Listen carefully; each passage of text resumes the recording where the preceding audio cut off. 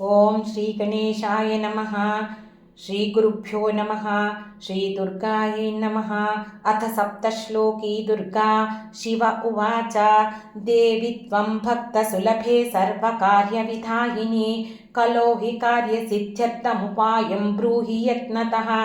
देव्युवाच शृणुदेव प्रवक्ष्यामि कलो सर्वेष्टसाधनं मया तवैव स्नेहेनाप्यम्बा स्तुतिः प्रकाश्यते। ओम अस्य श्री दुर्गा सप्तश्लोकी स्तोत्रमन्त्रस्य नारायण ऋषिः अनुष्टुप् छन्दः। श्री महाकाली महालक्ष्मी महासरस्वत्यो देवताः श्री दुर्गा प्रीत्यर्थं सप्तश्लोकी दुर्गा पाठे विनियोगः।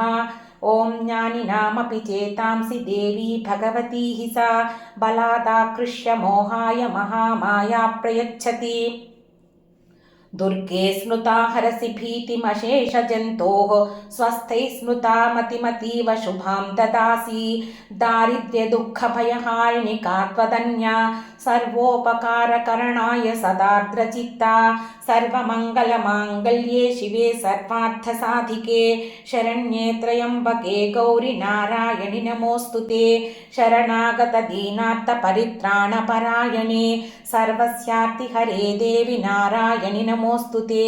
सर्वस्वरूपे सर्वेशे सर्वशक्तिसमन्विते भयेभ्यस्त्राहि नो देवि दुर्गे देवि नमोऽस्तु ते।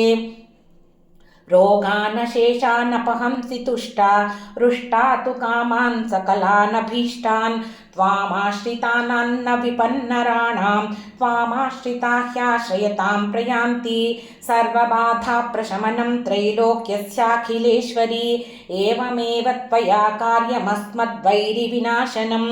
इति श्री सप्तश्लोकी दुर्गा संपूर्णा। నా ఈ ప్రయత్నం మీకు నచ్చినట్లయితే భక్తి అన్లిమిటెడ్ ఛానల్ని సబ్స్క్రైబ్ చేసుకుని మీ అభిప్రాయాలను కామెంట్స్ రూపంలో తెలియజేయండి.